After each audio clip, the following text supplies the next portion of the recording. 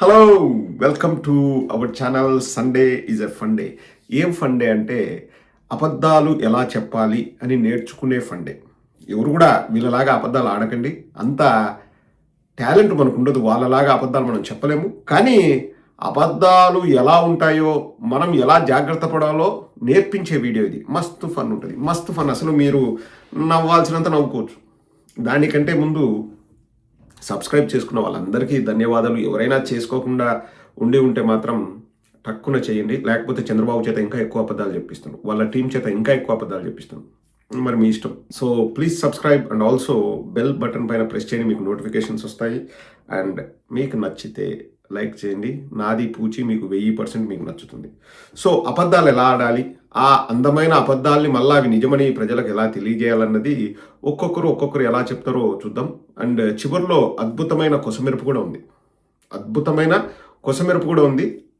చివరి వరకు చూడండి ప్లీజ్. సో ఫస్ట్ ఇంకా అబద్ధాలు ఎలా ఉంటాయి, మీడియాని ఎలా వాడుకోవాలి అని నేర్పించిన వ్యక్తి, మీడియా చెక్కిన శిల్పం, మా ఆగ్రహం స్టార్ మా చంద్రబాబు నాయుడు గారిని ఫస్ట్ ప్రవేశపెడతాం. ఎందుకంటే వయసులో పెద్దవారు, senior most politician in India అంటారు. ఇంకా ఆయనకంటే అబద్ధాలు ఎవరు ఎక్కువ చెప్పగలరండి. ఒకసారి ఫస్ట్ మన చంద్రబాబు నాయుడుతో మొదలు పెడదాం, తర్వాత లోకేష్ దగ్గరికి వెళ్దాం, తర్వాత మన ఫేవరెట్, ఆల్ టైమ్ ఫేవరెట్ ఎల్ముండాల సామిగాడు. వాడు లేకుండా Sunday is a fun day ఉండదు. వాడిని టచ్ చేద్దాం. తర్వాత చివరిలో ఒక కుసమెరుపు కూడా ఉంది. సో చంద్రబాబు గారు రండి, వచ్చి రావడంతో మీరు ఊదరగొట్టండి, ఎలా ప్రజల్ని మాయ చేయాలనో చెప్పండి. సూపర్ 6 హామీని సూపర్ హిట్ చేశామని చెప్పేందుకు వచ్చాం. మీ ఆశీర్వాదం, మీ భాగస్వామ్యం కోసం ఇక్కడికి వచ్చామని మీకు తెలియజేస్తున్నా. అంత ధైర్యంగా, అంత నిర్భయంగా, అంత నిక్కచ్చిగా, నిర్మోహమాటంగా అబద్ధాలు ఎలా చెప్పాలో చంద్రబాబుని చూసి నేర్చుకోవచ్చు. సూపర్ 6 సూపర్ హిట్ చేశారంట. ఈ వీడియో చూస్తున్న ఆడియన్స్ని అడుగుతున్నాను, సూపర్ హిట్ అన్నది సూపర్ సక్సెస్ అయిందా? నిరుద్యోగ భృతి ప్రతి యువకుడికి 3000 రూపాయలు ఇచ్చాడా చంద్రబాబు నాయుడు? ఆడబిడ్డ నిధి ఎంతమంది మహిళలుంటే, 18 ఏళ్ళు దాటిన మహిళలు ఎంతమంది ఉంటే ఇంట్లో అంతమందికి నెలకు 1500 రూపాయలు, సంవత్సరానికి 18,000 రూపాయలు ఇచ్చాడా? సంవత్సరానికి 3 గ్యాస్ సిలిండర్లు ఉచితంగా ఇస్తున్నారా? ఎంతమందికి ఇచ్చారు? మీరే కింద కామెంట్ సెక్షన్లో పెట్టండి. ఇక రైతు భరోసా, గత 2 ఏళ్ల నుంచి రైతు భరోసా రైతులకు అందిందా? మీరే కింద కామెంట్ సెక్షన్లో పెట్టండి. సో ఏ సూపర్ 6లు మీకు ఇచ్చారు మీరే రాయండి. 6 4 చెప్పాను. 1 పెన్షన్ ఇస్తున్నారు, ఇచ్చిన వాటిని కాదనకూడదు. 2 ఇంకా అమ్మకు వందనం కూడా. మొత్తం పిల్లలు 87 లక్షల మంది ఉంటే 54 లక్షల మందికి ఇస్తామని వాళ్ళే చెప్పారు. కానీ చివరికి ఆ లెక్క ఈ లెక్క చూసి 40 లక్షల మందికో ఇచ్చారు. సో సగానికి సగం కట్ చేశారు. సో జగన్మోహన్ రెడ్డి గారు ఇచ్చేది వీరు ఇవ్వక తప్పని పరిస్థితి జగన్మోహన్ రెడ్డి గారు కల్పిస్తే, సో వీళ్ళు తూతు మంత్రంగా ఇచ్చేసి మళ్ళీ మేము 2కి 3 ఉంటే 3కి ఇస్తున్నామని చెప్పేసి అబద్ధాలు చెప్తున్నారు. ఇంకా ఎక్కడ సూపర్ 6 అమలు అయింది? P4 అంటాడండి. ఏంటి తెలుసా? పబ్లిక్ ప్రైవేట్ పీపుల్స్ పార్ట్నర్షిప్ ఏదో పెట్టాడు. దాంట్లో పూర్ టు రిచ్ పథకం దాంట్లోనే దానికి అనుసంధానం చేసాడంట. అలాగే ఆడబిడ్డ నిధి దాంట్లోనే అనుసంధానం అంట. ఇప్పుడు మిమ్మల్ని అడుగుతున్నానండి, ఎంతమంది మీరు పూర్ టు రిచ్ అయ్యారు? చంద్రబాబు పూర్ టు రిచ్ పథకం వల్ల ఎంతమంది సంపన్నులు, డబ్బున్న వాళ్ళు, బాగా బలిసి కొట్టుకుంటున్న వాళ్ళు వచ్చేసి పేదవాళ్ళను దత్తతకు తీసుకొని వాళ్ళ కుటుంబాలని ఈ 2 ఏళ్లలో మార్చారండి. పూర్ టు రిచ్లో ఎంతమంది మీరు రిచ్ అయ్యారు? కింద కామెంట్ సెక్షన్లో మీరు కంపల్సరీ పెట్టాలా. సో ఇప్పుడు నెక్స్ట్ సిన్ బాబును ప్రవేశపెడతాం. ఇంకా ఆ హంగామా మామూలుగా ఉండదండి. సిన్ బాబు చెప్పే ఇది ఎలా ఉంటుందంటే, ఎలక్షన్స్కు ముందు ఎలా ఊదరగొట్టాడు, ఇప్పుడు ఎలా మాట్లాడుతున్నాడు ఒక్కసారి చూపిస్తాను చూడండి. లూలు మాల్ అనేవాడు కదా, ఇప్పుడు లూలు మాల్ పరిస్థితి గురించి మాట్లాడుతున్నాం. ఒకసారి సిన్ బాబు ఎలక్షన్స్ ముందు ఏం చెప్పాడో, ఎలా అబద్ధాలు చెప్పాడో, అవి ఇప్పుడు ఎలా సర్ది చెప్పుకోలేక ఇబ్బంది పడుతున్నాడో ఒక్కసారి చూడండి. మస్తు ఫన్ ఉంటుంది. మనము వైజాగ్ లో భూమి ఇచ్చాం. కారణం ఏంటంటే 2,000 కోట్ల రూపాయలు పెట్టుబడి 20,000 మందికి, మళ్ళీ చెప్తున్నా 20,000 మందికి ఉద్యోగాలు కల్పిస్తారు. 20,000 20,000 మందికి ఉద్యోగాలు కల్పిస్తారంటే ఏ ల్యాండ్ నేను ఇస్తా. వాళ్ళు ఈ ప్రభుత్వం వచ్చి మెడబట్టి బయటికి అంటే సార్ లూలు వాళ్ళ స్టేట్మెంట్ ఏమి ఇచ్చారు తెలుసా? ఏమిచ్చారు? భారతదేశంలో ఆంధ్ర రాష్ట్రం తప్ప అన్ని రాష్ట్రాల్లో మేము పెట్టుబడి పెడతాము అన్న స్టేట్మెంట్ ఇచ్చారు. Even today they are in touch with me. నేను ఆంధ్ర రాష్ట్రం నుంచి మాట్లాడితే అదొకటి మటుకు అడగద్దంటారు, పెట్టుబడి పెట్టమని అడగదరా బాబు అంటారు. ఎందుకు? పొరపాటున మళ్ళీ మీరు ఓడిపోతే ఆ సైకోతో మా వాళ్ళు అవుతారు. That is the damage. So వాళ్ళు సైకోతో మా వల్ల కాదన్నారంట, పెట్టుబడులు మాత్రం పెట్టమని అడగొద్దన్నారంట. లూలు మాల్ ఏంది? సూపర్ మార్కెట్, సరే షాపింగ్ కాంప్లెక్స్. ఇప్పుడు వైజాగ్లో లూలు మాల్కు మించి దానమ్మ లాంటి ఇనార్బిట్ మాల్ జగన్మోహన్ రెడ్డి గారి హయాంలో మనం కట్టడం జరిగింది. అంటే ఇది పర్మిషన్లు ఇవ్వడం జరిగింది. దానికి ఏది ఫ్రీగా ల్యాండ్ ఇవ్వలేదండి. ఇనార్బిట్ మాల్ వాళ్ళు మన ప్రభుత్వానికి డబ్బులు కట్టి ఆ ల్యాండ్ కొన్నారు. ఇప్పుడు సరే అబ్బా, జగన్మోహన్ రెడ్డి గారు ఈయన ప్రకారం జగన్మోహన్ రెడ్డి గారు సైకో అంట, అందుకు లూలు మాల్ వెళ్ళిపోయిందంట, ప్రపంచంలో ఎక్కడైనా పెడతాం కానీ ఆంధ్రప్రదేశ్లో పెట్టరన్నారంట. ఈ నారా లోకేష్ అడిగితే 20,000 ఉద్యోగాలు ఇస్తాము, 2,000 కోట్లు పెట్టుబడి పెడతాం కానీ మీ రాష్ట్రంలో పెట్టమన్నారంట. సరే, అంత బాగుంది. ఈయన ఈ సుందర ముఖారవిందము కలిగిన, అంటే ఏంది, నేను మళ్ళా ఫిజికల్ అపిరెన్స్ గురించి కాదు, మన టాలెంట్ గురించి చెప్తున్నా. ఈయనను చూసి, ఎందుకంటే జగన్మోహన్ రెడ్డి గారు సైకో అయితే ఈయన ఓ అందగాడు బాబా, అసలు ఇంకా ఈయన మించిన ఆ ధీరత్వం, శూరత్వం, వీరత్వం ఎవరికి ఉండదని ఈయన చూసి వచ్చినారులే. ఈ వీరుడు సూర్యుడు ఏం చేసినాడు? 5 ఎకరాలు ఆర్టీసీ స్థలాన్ని విజయవాడలో కట్టబెట్టాడు. ఇప్పుడు నేను అడుగుతున్నా, మీదే కదా ప్రభుత్వం, లుల్లు వచ్చిందా? సిన్బాబు లుల్లు వచ్చిందా? యాడికి పోయింది? లు అంటే టాయిలెట్, 2 సార్లు టాయిలెట్కి పోయిందా? ఇప్పుడు ఏ చిన్నబాబు విజయవాడలో ఎందుకు లుల్లు మాల్కు ఇచ్చిన స్థలాన్ని ఈ ఏప్రిల్లో వెనక్కి తీసుకున్నారు? మీ ప్రభుత్వమే కదా, మీరే కదా స్థలం ఇచ్చింది.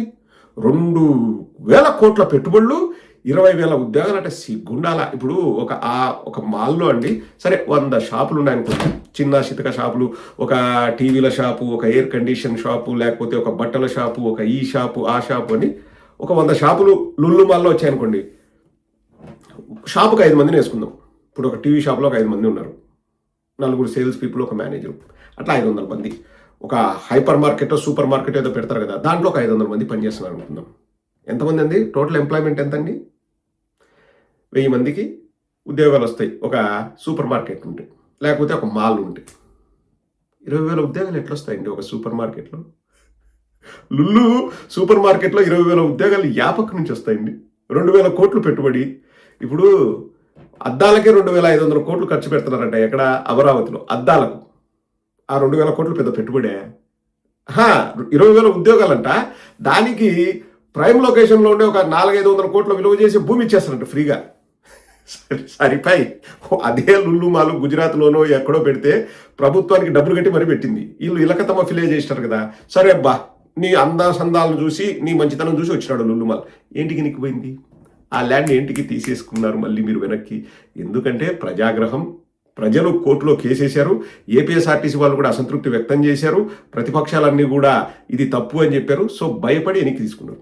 మరి ఏంటికమ్మా, మీ ప్రభుత్వ హయామే కదా. ఇప్పుడు మరి నువ్వు ఇచ్చిన ల్యాండ్ వెనక్కి తీసుకున్నావు అంటే నువ్వు సైకోన్నారా సైకోవా? నువ్వు ఎదవన్నారా ఎదవ్వా?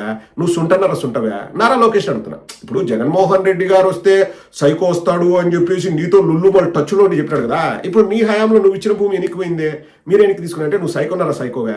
నువ్వు ఎదవన్నారా ఎదవా? సుంటన్నారా సుంట? ఇంకా ఏదైనా కానీ అనుకోవచ్చా మేము? ఏం లోకేష్, 20,000 ఉద్యోగాలు అంటండి. సరే, ఇప్పుడు మనం చెప్పింది 1000 ఉద్యోగాలు వచ్చినాయి అనుకోండి. ఏది ఇండియాలో సేల్స్ పర్సన్కి ఎంత ఇస్తారండి? Lulu mall. లుల్లు మాల్లో పనిచేస్తే ఆ షాపుల్లో పనిచేసే పిల్లలకు ఒక్కొక్కరికి నెలకు 3-4 లక్షలు శాలరీ ఇస్తారా? అవి ఉద్యోగాలు మరి, పెద్ద పెద్ద ఉద్యోగాలు. అంటే అబద్ధాలు ఎలా చెప్పాలి?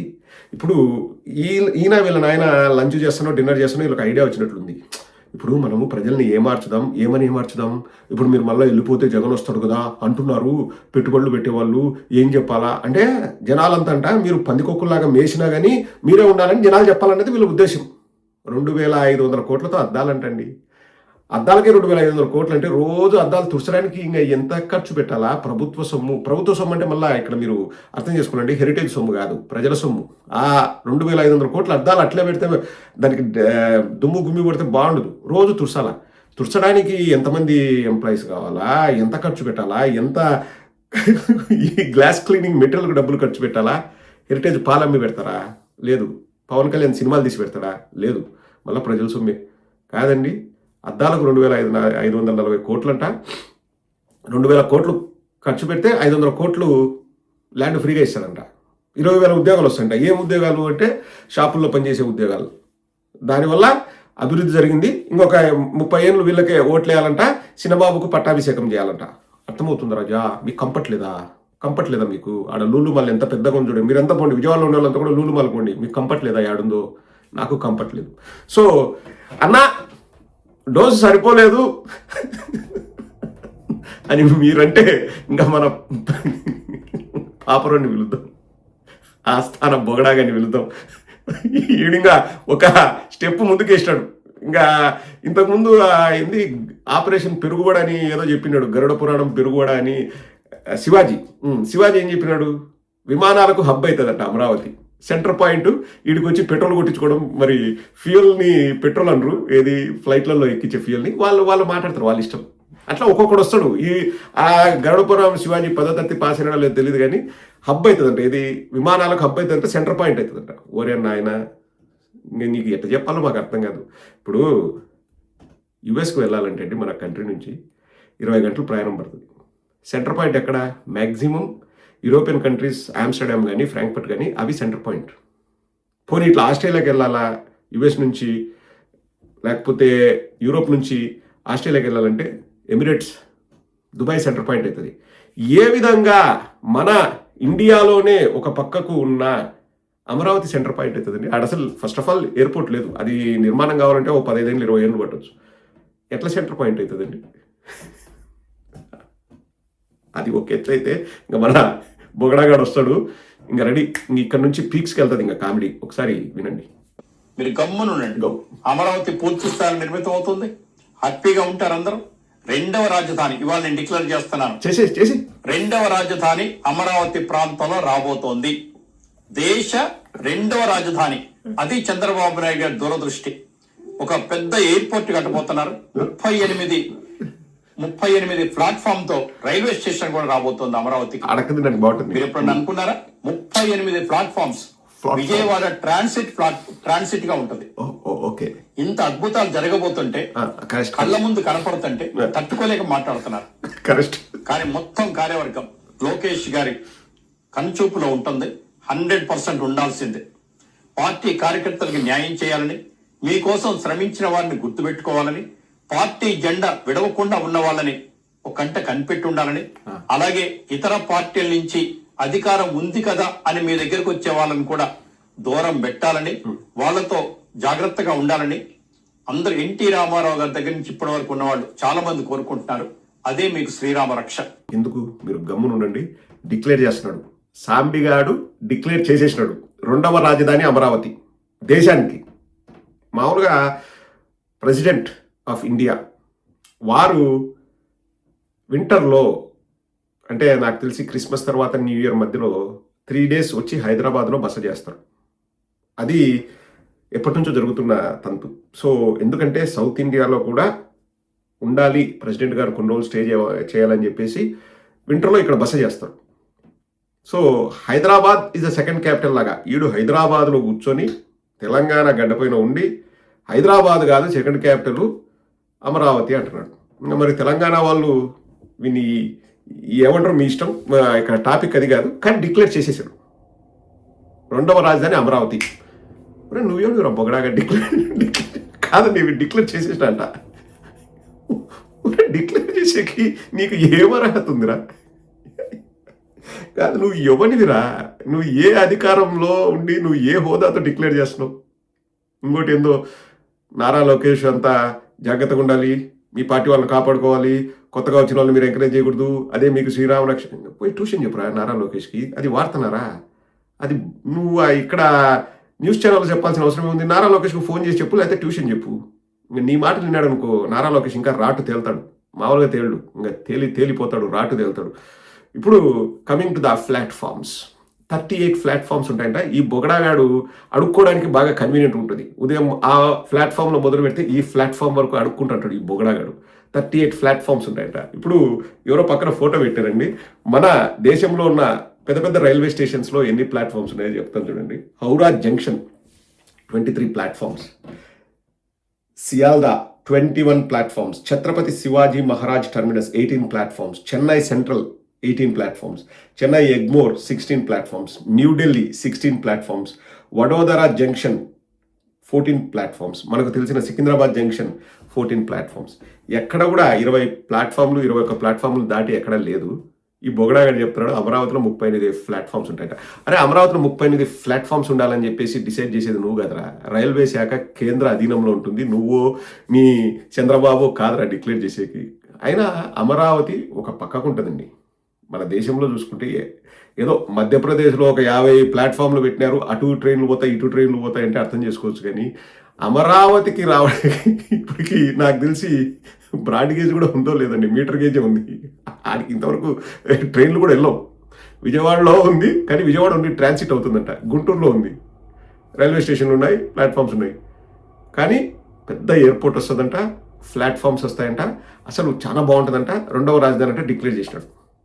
మనమంతా కూడా ఇంకా వినేసి ఇంకా తర్వాత విని మెడతో కొడదామా లేకపోతే పోనీలే బొగడాగడని వదిలేద్దామా?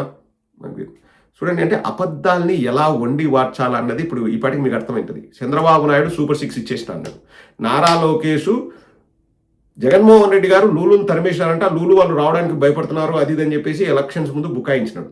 ఎలక్షన్స్ తర్వాత మీరే కదా ల్యాండ్ ఇచ్చినారు. మీకు ఏదో ఫ్రెండ్షిప్ ఉంది, మీకు ఎలక్షన్స్ లేదో ఫేవర్ చేసినాడు. సో మీరు ఆర్టీసీ ల్యాండ్ ఫ్రీగా ఇచ్చారనుకున్నారు. తర్వాత ప్రజల నుంచి తీవ్ర ఆగ్రహం వస్తే ల్యాండ్ మరి ఈరోజు వచ్చేసి నువ్వు అదే మాట మాట్లాడొచ్చు కదా. లుల్లు నన్ను అనేసి వెళ్ళిపోయాడు, నేను ల్యాండ్ ఇచ్చాను, కానీ ఆ ల్యాండ్ని మళ్ళీ వెనక్కి తీసుకోవాల్సి వచ్చింది. లూలు నన్ను సైకోగాడు అన్నాడు, ఎదవనా కొడుకు అన్నాడు, లేకపోతే అదన్నాడు ఇదన్నాడు అని ఇప్పుడు వచ్చి చెప్పొచ్చు కదా. మీ ప్రభుత్వంలోనే లూలు వెళ్ళిపోయింది కదా విజయవాడ నుంచి, బాధ లేదా? సో అబద్ధాలు అలా అనమాట. ఇంకా ఒక అడుగు ముందుకేసి ఇప్పుడు రాజధాని పైన తీవ్ర వ్యతిరేకత వస్తుంటే సరే అప్పుడు చేయకుండా నేను డిక్లేర్ చేస్తున్నా 2వ రాజధాని, ఇంకా దేశానికి 2వ రాజధాని. మీరు నేను సప్పుడు చేయకుండా కూర్చోండి. అసలు అమరావతి అంత బాగా జరుగుతుంటే, కన్నుల ముందే అన్ని కనపడుతుంటే మీకు ఏమండి, మీకు ఏమైనా కనిపిస్తుందా? మీకేమైనా కనిపిస్తుందా?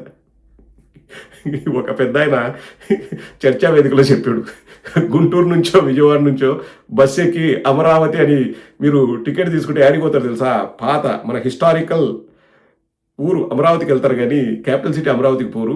ఏంది కొత్త అమరావతిలో ఏముంది? ఏదైనా ఉంటే కదండి ఆడికి పోవడానికి. ఇలా హైదరాబాద్లో కూర్చున్న వీళ్ళకి మాత్రం కనిపిస్తుంది అమరావతి సుందర దృశ్య కావ్యం ఆవిష్కృతమైంది. మనం అంతా పోయి అక్కడ ఇంకా ఫోటోలు తీసుకోవడమే, తాజ్మహల్ ముందర ఫోటోలు తీసుకున్నట్టు. సో వీళ్ళందరూ ఎట్లా తయారైనారు అన్నదానికి ఒక అద్భుతమైన క్వశ్చన్ ఉందండి.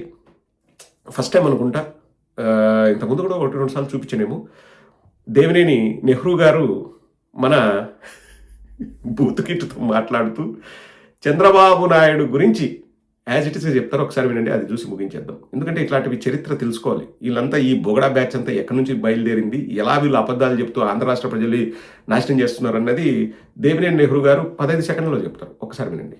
నేను ఆయన దగ్గర నుంచి తిరిగి వచ్చి నా ఛాంబర్కి వచ్చి వచ్చినప్పుడు లక్ష్మీప్రసాద్ వచ్చాడు నా దగ్గరికి. లక్ష్మీప్రసాద్ గారు, మీరు ఎక్కడో పొరపాటు పడుతున్నారు.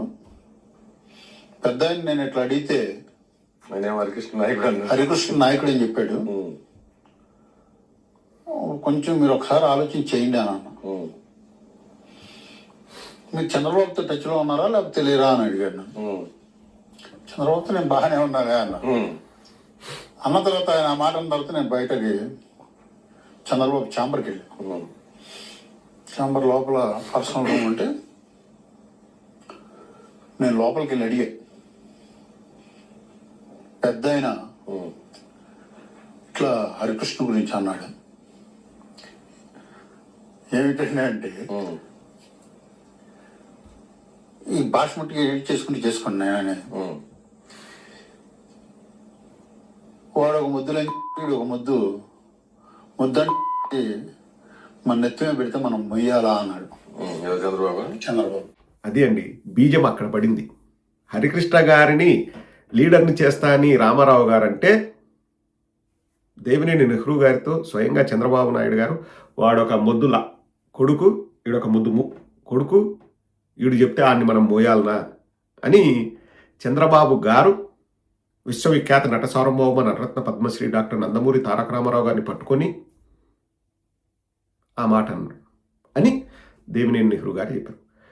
అన్నారా అనలేదా అని డిబేట్ పెట్టొచ్చు, కానీ చరిత్ర అబద్ధం చెప్పదు కదా. అక్కడే బీజం పడింది. కసా కసా కసా వెన్నుపోటు పొడిచాడు. తర్వాత 30 ఏళ్ల నుంచి ప్రజలను పోటు పొడుస్తూనే ఉన్నాడు ఈ కల్లిబొల్లి మాటలతో, అబద్ధాలతో.